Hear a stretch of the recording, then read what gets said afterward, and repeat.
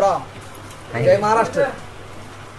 आज 29/7/2025 आजचा दिवस म्हणजे नागपंचमीचा दिवस.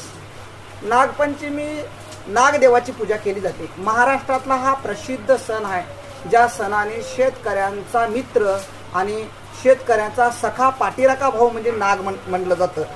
महाराष्ट्रामध्ये 32 शिराळा हे सांगली जिल्ह्यातलं ठिकाण आहे. त्या सांगली जिल्ह्यामध्ये जिवंत सापाची पूजा केली जाते आजच्या दिवशी.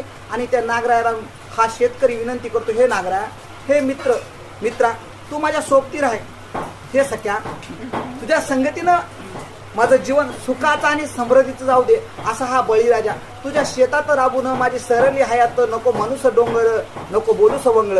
माझ्या आईनं उमेदीत गायली सुववी, कधी चारीला असं भात, कधी चारीली सुववी. अशा हा काबाड कष्ट करणाऱ्या त्याचा शेतकरी आणि शेतकऱ्याचा बैल या प्रस्तुत कवितेमध्ये वर्णन केलंय. आणि संबंधित कवीनं शेतकऱ्यांच्या कष्टकऱ्यांच्या सर्वांना आज नागपंचमीच्या हार्दिक शुभेच्छा. तसेच आजच्या संपर्कात राहून गुणागोविंदानं नांदणारे आणि तोंडावर गोड बोलून पाठीमध्ये सुरा खोपसळ्या अशा दंश करणाऱ्या नागांना सुद्धा नागपंचमीच्या हार्दिक शुभेच्छा.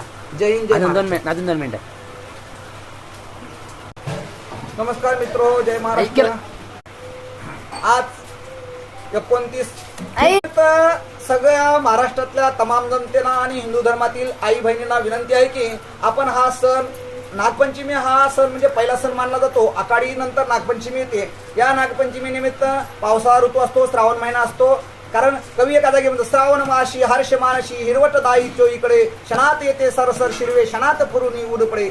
वरती बघता इंद्रधनुष्य गोप दुहेरी विणला असे, मंगल तोरण कोण बांधे नवमंडपी भासत अशी. अशा प्रकारचा हा नागपंचमीचा सण आहे. या सणानिमित्त श्रावण महिना सुरू झालेला आहे आणि महादेवांची सेवा केली जाते. हा भोलेनाथ म्हणजे हा नागांचा दैवत असणारा हा भोलेनाथ आहे. आपण शमशानात राहून भक्ताचं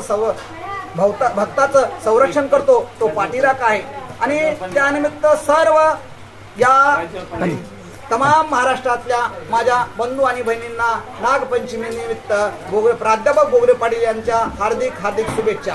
आणि तसेच तुम्ही सुद्धा नागपंचमी सुखाची, समृद्धीची आणि आनंदाची जावो. तशा प्रकारे आमचा एक घरी पाहुणा आलाय आणि हा या सणानिमित्तानं आपला वडील बंधू बहिणीला काही की साड्या चोळ्या नेतो. आणि पहिला सण म्हणून सासरवाशी जे बाया असतात ते काही की नवऱ्याच्या घरून माहेर येतात आणि त्या निमित्तानं खरेदी विक्रीचा व्यवसाय चालतो. आणि एका जागी एका कवीनं म्हटलंय, बहीण भावाचं ग बोलणं बाजाराच्या वाटे, झरीजो घुमे काटे, बंधू मला नेसू वाटे, दादा मला नेसू वाट. अशा प्रकारची